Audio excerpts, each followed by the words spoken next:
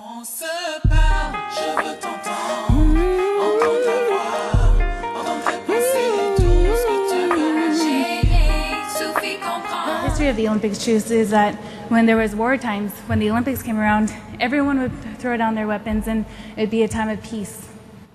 But now, here we are today. People from all across the world are going to come and join us.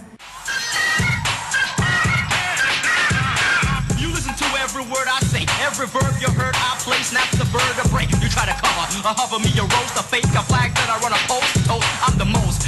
DEF's how it goes, no X's or O's or tic-tac-toes. Chers amis, how are you? We're feeling great today. Laissez-moi vous dire aussi que c'est un honneur, un immense honneur et un grand plaisir de célébrer avec vous la trêve olympique.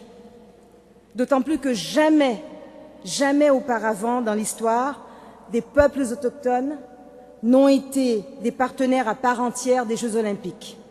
C'est formidable.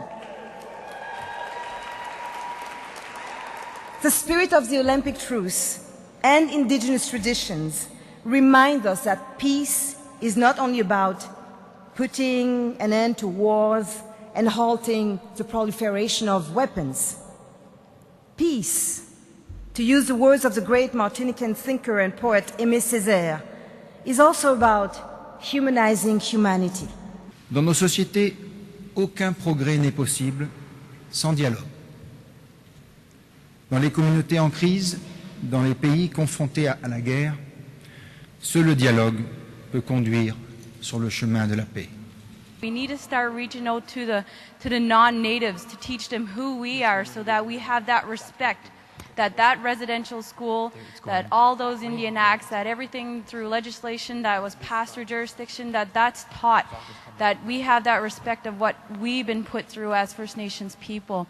The radical change is necessary. Future generations are at risk here if the substance abuse, the alcohol abuse continues. And it's us, as young leaders, Aboriginal leaders, had to take this message back to their community and understand that people will have to make this decision themselves. There's a lack of healing and social supports for these populations. But we know that reconciliation is going to occur because we see it here in this room among you. We hear it in your voices, we hear it in the spirit of the feeling that you have about the life that you want to lead. In 20 years, the memories of our children will not be of the residential school era. It will be of the freedom fighters and the youth that stood up and took over our lands and said, all right, we're here, we're loud, and we're proud. D'entendre les jeunes représentants des Premières Nations canadiennes dire non pas leur frustration, mais leur désir d'être présents dans cette société est véritablement un apport à la construction de la paix. In space, we have built an international space station. I call it the UN of low Earth orbit. People speak Russian, English, Japanese, some of the languages of Europe, and then hopefully, in the near future, they will speak an Aboriginal language, right?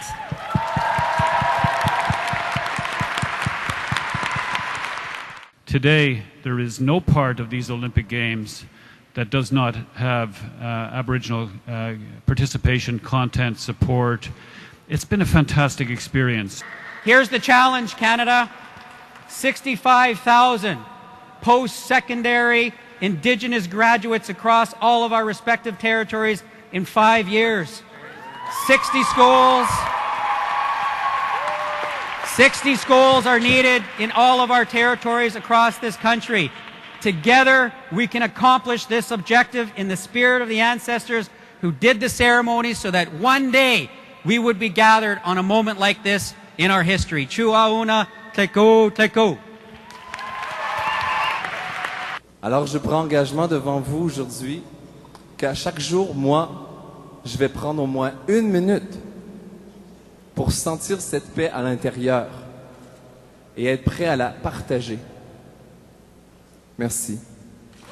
You hear every day the struggles and the fights that we have, but this is one of the few opportunities that the youth, the younger people, get to speak out on a world platform to get their voices heard across all nations.